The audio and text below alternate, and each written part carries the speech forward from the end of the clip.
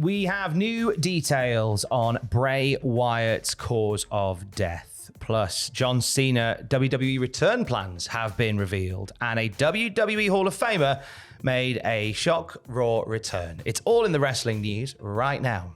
So Friday morning, we woke up to the heartbreaking news of the passing of Wyndham Rotunda, known to you and I as Bray Wyatt. Tributes have poured from far and wide since his passing, and we have updates on the cause of death for Bray Wyatt from this past week, haven't we, Adam? That's right. Police reports obtained by TMZ. Wyndham Rotunda experienced heart complications in the week prior to his death. Rotunda suffered COVID in March, developed heart complications, causing him to have a weak lower part of his heart, is quoted here. He was hospitalized 1 week prior to his death due to a heart issue and had a follow-up appointment with his doctor the morning that he died.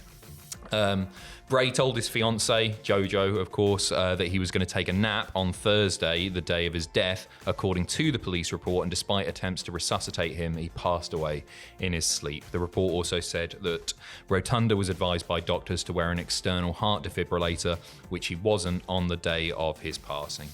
It's just awful news. We weren't expecting to be talking about going into the weekend. A fire that went out way too soon. Tributes on SmackDown on Friday I thought were wonderfully respectful, and some brilliant moments made on that show on Friday. I think it did an amazing job with that tribute show. I think it really did feel...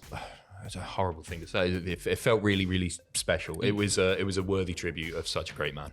Tributes continued on Raw last night. There were several subtle and not so subtle nods to the late Bray Wyatt. Seth Rollins has the Fiend side plates on his world title now. Nice. I love those. We saw Kevin Owens with a Wyndham armband. Becky Lynch wore a Wyatt armband that she held up after her Falls Count Anywhere match with Zoe Stark.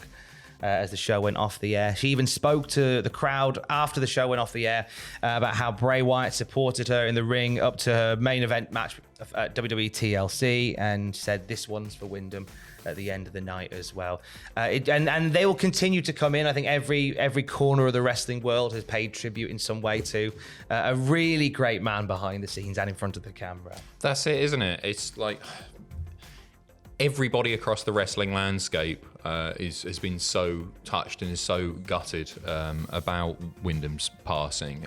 But just hearing some of the stories, and there are so many of them as well, people just saying what a decent guy he was, what a family guy he was, what a mentor he was. He was clearly very, very special to a lot of people.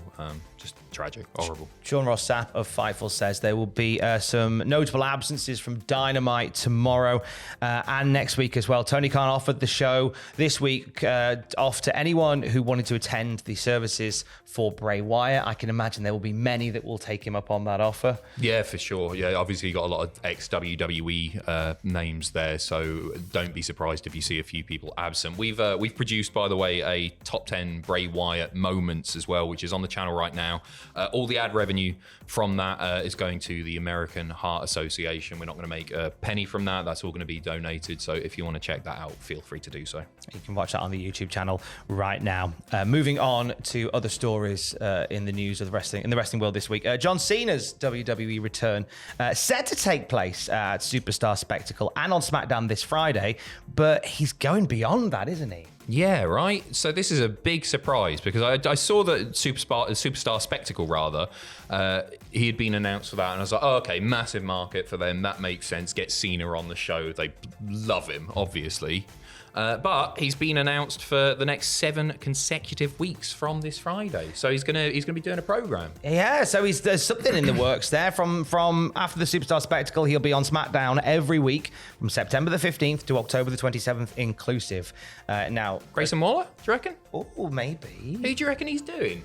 Who do you reckon he's doing? Who's he fighting? I mean, Grayson Waller's a great one to work some magic with. Got history. There's a little bit of history there. It's the idea of having a younger talent in the mix there that you can have some fun with.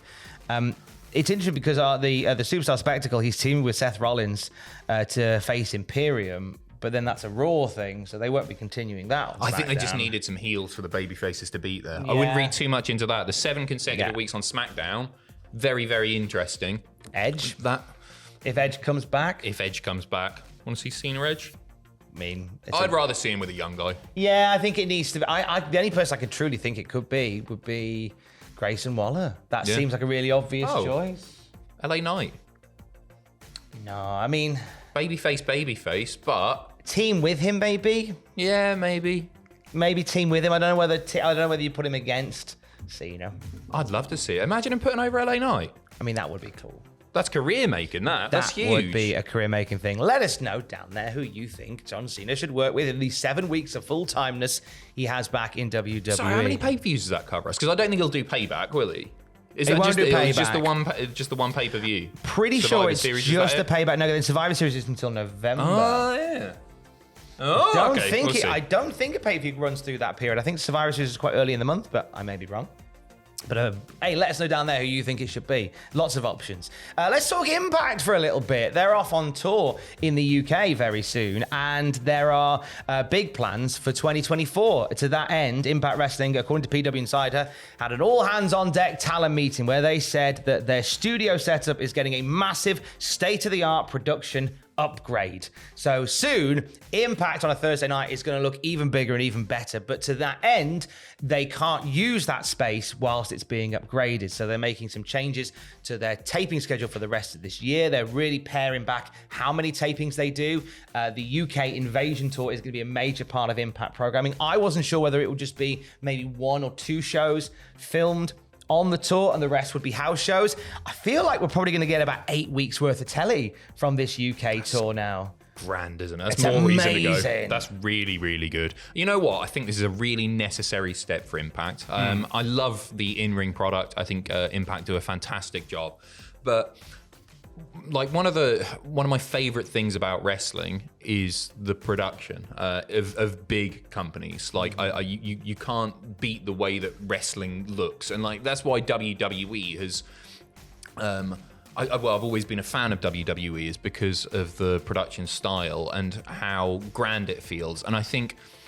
Impact, they're significantly smaller and everything, but to appeal to modern audiences especially, you need something a little bit flashy. I think this is a really, really good step for them, and I think that in the long term, this is going to put way more eyes on the product if the on-screen stuff looks a lot better and feels bigger, because sometimes it doesn't feel as big as it could, and I think a lot of that is down to the production. So I think this is a great step for them. PW Insider asking around, we're told there are no Impact Wrestling talent releases coming as a result of this scheduled taping. It's only a temporary change. They're not planning to let anybody go, but they will travel with a smaller than usual roster to the UK, which suggests that they will probably lean on a few high-quality UK talent while they're here as well. I mean, you can still film stuff in and around the area, even if that area isn't accessible. There are clever things that they could do if somebody is unable to come to the UK, or they don't want to take somebody over to the UK for whatever reason. You can still film bits back in the States and get them on TV. So it might mean that you don't see people wrestle in the normal way that you do, but hey, throw a cinematic match in there, do something in a car park or something. Fun. You can make that work still. And, it saves them money on having to fly out loads of extra people if there's, decent referees, production crews, ring announcers. They're not giving you the call yet? In the I don't know whether Scott's just missed off an O on my number, but Scott, you need a ring announcer for the UK. He's not. I'm here. I'll bring my own trousers. Red strap at the bar. That'd be a huge scalp, wouldn't it? Why is he brummy? Right, we've got an update on Mercedes Monet.